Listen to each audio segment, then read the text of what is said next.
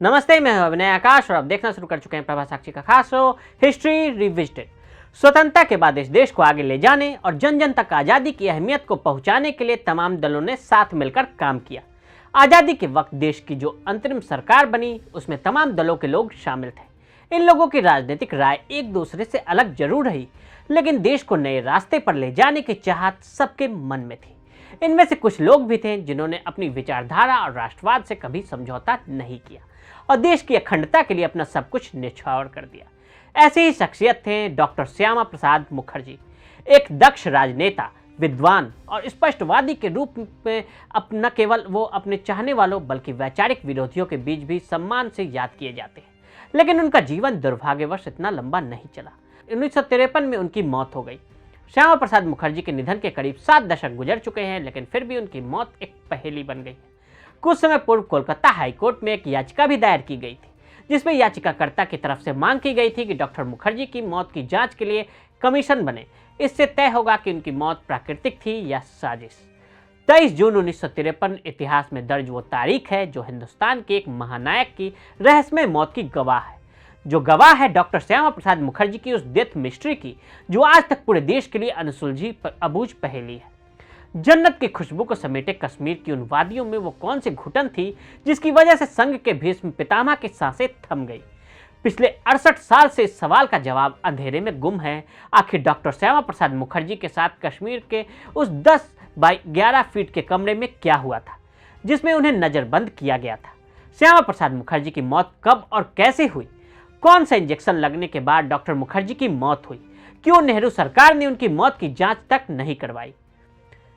आइए आज इन सारे सवालों के जवाब तलाशने की कोशिश करेंगे। सबसे पहले शुरू करते हैं डॉक्टर श्यामा प्रसाद मुखर्जी के सफर से। श्यामा प्रसाद मुखर्जी का जन्म 6 जुलाई 1901 को एक संपन्न और प्रतिष्ठित बंगाली परिवार में हुआ।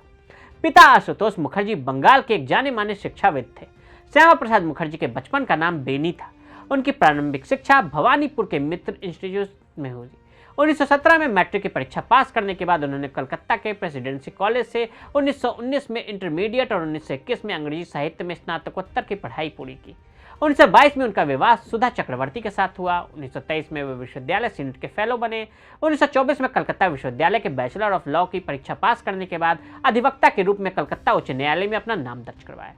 1927 में मुखर्जी इंग्लैंड से बैरिस्टर की डिग्री लेकर भारत लौटे।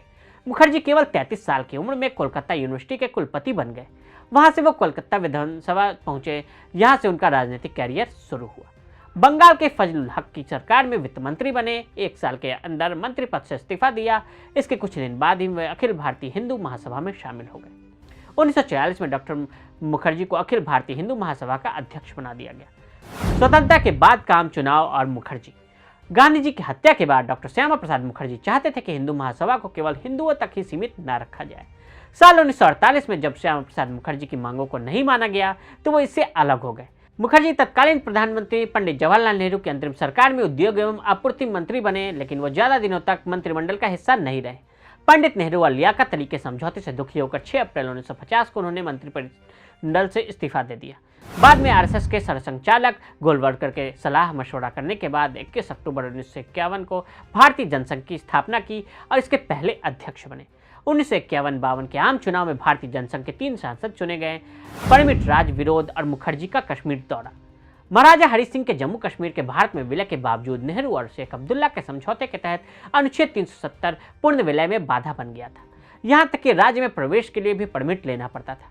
डॉक्टर श्यामा प्रसाद मुखर्जी धारा 370 के उस प्रावधान के सख्त खिलाफ थे जिसके तहत भारत सरकार से परमिट लिए बगैर कोई भी भारतीय जम्मू कश्मीर की सीमा में प्रवेश नहीं कर सकता था। 8 मई 1953 को सुबह 6:30 बजे दिल्ली रेलवे स्टेशन से अपने समर्थकों के साथ एक पैसेंजर ट्रेन में सवार होकर डॉक्टर मुखर्जी पंजाब के रास्ते जम्मू के लिए निकले। डॉक्टर श्यामा प्रसाद मुखर्जी जम्मू कश्मीर में लागू परमिट सिस्टम तोड़ने के लिए आए थे। डॉक्टर श्यामा प्रसाद मुखर्जी के साथ बलराज मधोक और अटल बिहारी वाजपेयी के अलावा कुछ पत्रकार भी थे। रास्ते में डॉक्टर श्यामा प्रसाद मुखर्जी की एक झलक पाने के लिए लोगों का जनसैलाब उमड़ पड़ता था। जालंधर में डॉक्टर मुखर्जी ने बलराज मधोक को वापस भेज दिया और अमृतसर के लिए ट्रेन पकड़ ली। हैरानी की बात यह थी कि मुखर्जी कश्मीर जा रहे थे, लेकिन सरकार ने न तो उन्हें रोक रही थी और न ही गिरफ्तार कर रही थी। श्यामा प्रसाद मुखर्जी रिसर्च फाउंडेशन का आरोप है कि यहीं से असली साजिश शुरू हुई। 10 मई 1953 को जैसे ही श्यामा प्रसाद मुखर्जी जम्मू पहुंचे, पुलिस ने उन्हें पब्लिक सेफ्टी एक्ट के तहत लखनपुर में गिरफ्तार कर लिया। कहा गया कि उनके यहाँ आने से शांति में खलल पड़ सकती है और माहौल बिगड़ सकता है। गिरफ्तारी के बाद मुखर्जी को श्रीनगर ले जाया गया, लेकिन जेल की जगह उन्हें एक सेफ हाउस में नजरबंद कर दिया गया। पीर पंजाल की पहाड़ियों के बीच डॉक्टर मुखर्जी को गिरफ्तार करके रखा गया। उन्हें कश्मीर में 44 दिन जेल में रखा गया, जहां 23 जून 1953 को रहस्यमय हालात में उनकी मौत हो गई। लगातार बिगड़ती गई सेहत। डॉक्टर श्यामा प्रसाद मुखर्जी की मौत की कहानी इतनी सरल नहीं है। इसको लेकर कई कहानियां हैं, कई दावे हैं, जिसका जिक्र गृह मंत्री अमित शाह से लेकर बीजेपी अध्यक्ष तक ने कई बार विभिन्न मंचों पर किया है। डॉक्टर श्यामा प्रसाद मुखर्जी के नजरबंदी के दौरान सरकार की तरफ से उन पर लगातार नजर रखी जाती थी। वो अपनी कैद के दौरान लगातार चिट्ठियां भी लिखते थे, जिसकी भाषा बंगाली होती थी। सरकार उनकी जांच के लिए उन चिट्ठियों को ट्रांसलेट भी करवाती थी। नजरबंदी के दौरान डॉक्टर मुखर्जी से न तो कोई उनका रिश्तेदार मिल सकता था, न ही उनका कोई दोस्त। इंजेक्शन के बाद मौत। 1 महीने से ज्यादा वक्त तक कैद मुखर्जी की सेहत लगातार बिगड़ती रही। उन्हें बुखार और पीठ में दर्द की शिकायत थी।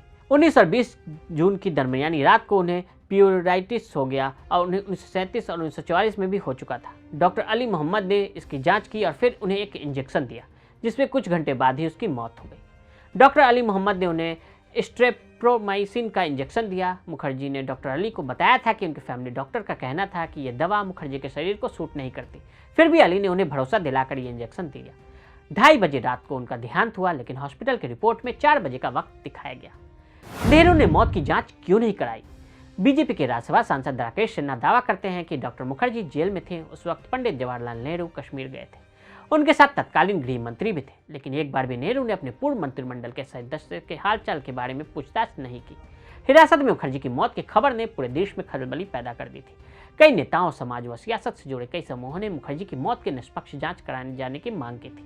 मुखर्जी की मां जोगमाया देवी ने भी तत्कालीन प्रधानमंत्री नेहरू को इस मांग संबंधी चिट्ठी लिखी थी, लेकिन जवाब में नेहरू ने यही कहा कि मुखर्जी की मौत कुदरती थी, कोई रहस्य नहीं कि जांच करवाई जाए। बहरहाल 7 दशक बीत गए, कई सरकारें आईं और चली गईं, लेकिन राष्ट्रवादी शख्सियत डॉक्टर मुखर्जी की डेथ मिस्ट्री से जुड़े सवाल आज भी इंतजारों में घूम रहे हैं। तो आज हमने आपको डॉक्टर श्यामा प्रसाद मुखर्जी के जीवन और मौत से जुड़ी कहानी के बारे में बताया। आज के लिए दे इजाजत। ऐसी रिपोर्ट्स को देखने के लिए प्रभा साक्षी के साथ लगातार बने रहे। फेसबुक और ट्विटर पर हमें फॉलो करें, यूट्यूब पर प्रभा साक्षी को सब्सक्राइब करें।